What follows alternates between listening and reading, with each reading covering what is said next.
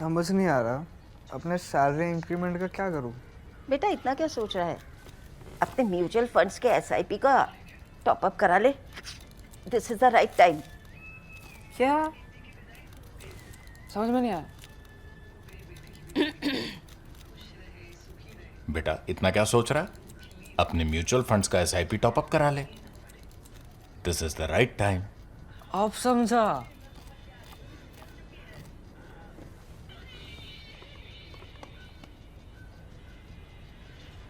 Mutual fund investments are subject to market risks. Read all scheme related documents carefully. Why is New Delhi still not talking enough about its slipping grip in the Caucasus, a mountainous region between Europe and Asia? And before I tell you why, I have to make an appeal. Quality content requires your support. So please consider becoming a member to The Print and subscribing to The Print if you haven't already. And now let me tell you why. The situation on the ground is evolving rapidly, and if India is not at the table, it risks being on the menu. So, US Vice President J.D. Vance and Usha Vance recently concluded a 4-day visit to the Caucasus, pledging billions of dollars in investment in Armenia and signing a robust strategic partnership with Azerbaijan. The pictures were all over the internet. I'm sure you've seen them. Donald Trump, after a year of trying and erring on ORI peace building, ceasefires that collapsed, and entrenchment in distant wars despite his Dunroism, can now claim that the ever warring Caucasus has been normalized. That normalization is precisely what Trump will sell under his peacemaker hat as the US heads into the midterm season. Meanwhile, earlier in February, India's Chief of Defense Staff, General Anil Chauhan, also visited Yerevan. Now, the question to ask is why? And that is because by late 2024, India had emerged as the largest defense supplier to Armenia in its long standing war against Azerbaijan. But the war did not last, and India's hard earned reputation and military presence could soon lose its steam. But first, let's understand some history of seething conflicts from frozen wars in Europe. Few expected Indian weapons to land in the mountainous highlands of the Karabakh region and the far flung southern Caucasus, a place most Indians could not even locate on a map, let alone grasp historically. Much of India, like the rest of the world, was consumed by COVID-19 and followed the 44-day conflict in 2020 between Armenia and Azerbaijan over Nagorno-Karabakh with technical curiosity at best. The focus was quite narrow. It was about how drone warfare had transformed military planning and execution. Turkish Bayraktar TV-2 drones devastated Armenia, wrecking a small, landlocked country with limited resources that was depending on Russia for its security. Europe watchers at the time explained it as one of the two frozen conflicts of Europe, the other being in the Balkans. There was still no inkling of any war in Ukraine, and the world left South Caucasus to its fate, largely a function of Russian management. And Moscow played both sides, with Yerevan as well as with Baku, brokered ceasefires and deployed peacekeepers, dominating the region's security, architecture, and everything that came in between. But the war was not over. Armenia lacked weapons and money to procure expensive Western systems while remaining officially dependent on Russia under the Collective Security Treaty Organization, or the CSTO Collective Security Guarantees. CSTO is pretty much like Russia's NATO. That said, the world moved on until Russia invaded Ukraine and Europe's security discourse changed forever. Now, few in India's strategic community foresaw then how dramatically the region's military balance would shift to India's favor. So, how did New Delhi develop stakes in Yerevan's war? Azerbaijan, emboldened by its 2020 victory and armed with Turkish and Israeli weaponry, particularly drones, exploited Putin's Ukraine obsession. In late 2022, Azerbaijan imposed months-long blockade of the Lachen corridor. By September 2023, it launched another lightning 24-hour offensive against Armenia and seized full control of the disputed territory. And needless to say, it succeeded again. The Caucasus briefly returned to international attention and then faded again into the mist rising from the Kura River Valley. However, this time around, it wasn't so for New Delhi. Armenia, disillusioned with Russia's attitude and its empty treaty promises, had begun looking outward. India emerged as a cost effective, scalable solution. In a rare moment of strategic foresight, New Delhi seized the opportunity. By July 2023, Indian weapons began arriving. So, for instance, the Pinaka multi barrel rocket launchers, anti tank missiles, ammunition, radars, and more. By November 2024, India shipped Akash air defense systems and signed agreements for more advanced platforms. And here, I must tell you that all this cooperation ran through Iran, which borders Armenia, and that border became the critical transit route. India, Armenia, and Iran already had a trilateral mechanism, one that came in quite handy at the time. What stood out, in my opinion, was the speed at which it happened. India's typically sluggish bureaucracy recognized the opportunity of Armenia becoming a major defense importer of Indian weapons just a stone's throw from Europe. This was a chance to showcase India's coming of age as a manufacturer of cost effective, battle tested, and scalable defense systems. The Indian embassy in Yerevan became unusually active, and a Tejas pilot was appointed India's first military attaché in the Caucasus in January 2025, showing India's intent to pitch the Tejas to Armenia in near future. Now, Armenia's parallel military purchases with the French, for example, the Caesar 155mm howitzers or the Bastion APCs, the Mistral short-range SAMs and Thales GM200 radars, all this also were complementary from Indian perspective.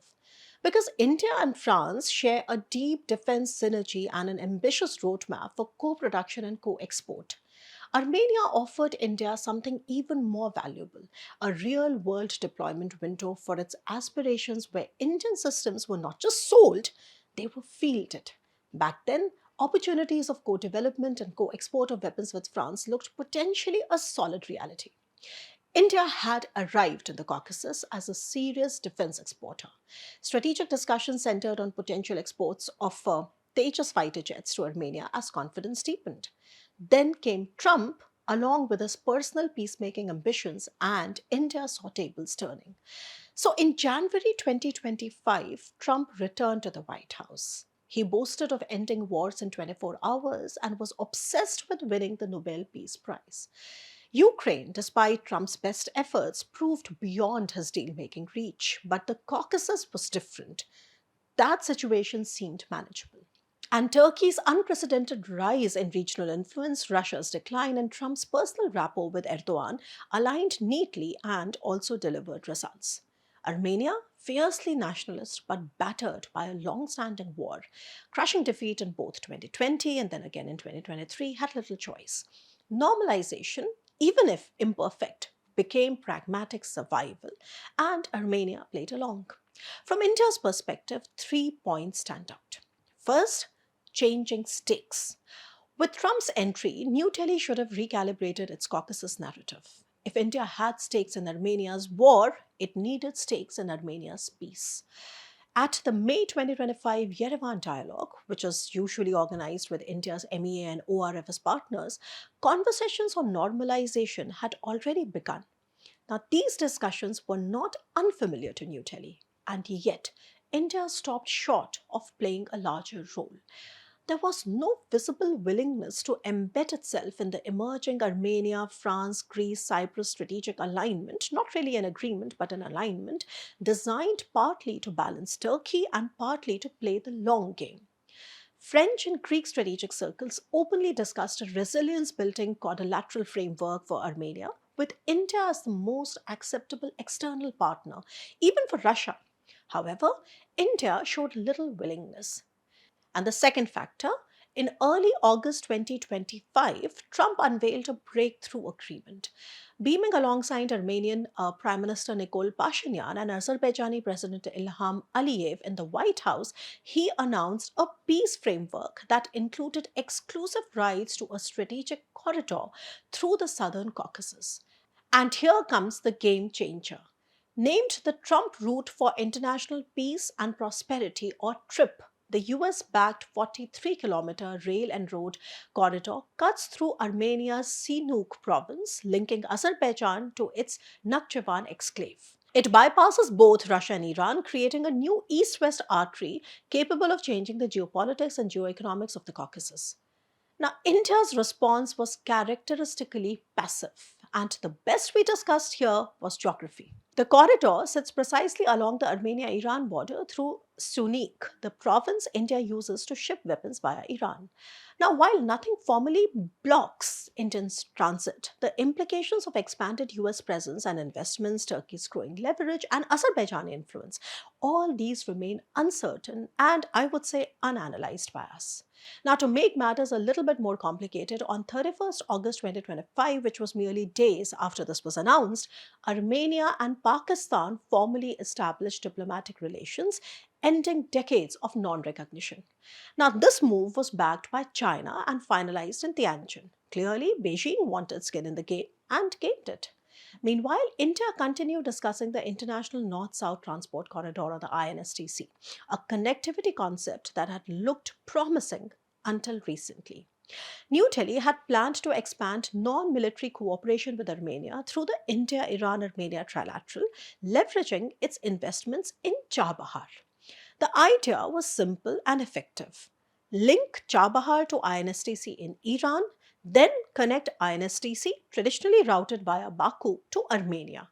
But a setback awaited India, and that brings me to the third factor, India's Chabahar setback. Now, all those plans of linking INSTC to Chabahar are now suspended. India's exit from Chabahar and the tightening US noose on Iran have narrowed options. As I have argued earlier, every scenario involving Iran right now has costs for India. Today, New Delhi lacks a practical plan B to consolidate its presence, credibility, and stakes it had so carefully built in the Caucasus. So, where are we now? General Chauhan's February 2026 visit focused on sustaining military cooperation and was a good gesture, but no new orders are known. In fact, he did not even sign any letter of intent either. The good news is existing deliveries will continue. But the concerning part is Armenia's strategic outlook has shifted. There is no longer an emergency in Yerevan to stockpile weapons. With active US engagement, Western equipment like French, Greek, European, and even Turkish, these appear more attractive. India still retains a reputational advantage. It stepped in when few others did, and it has industrial scale, cost effective solutions and battle tested systems, especially after Operation Sindoor. But unless India evolves from a weapon supplier into a stable, long term resilience partner for Armenia, joining the conversation on emerging synergies in the region, this moment will pass. And needless to say, I'll be back to discuss this and more. Stay tuned.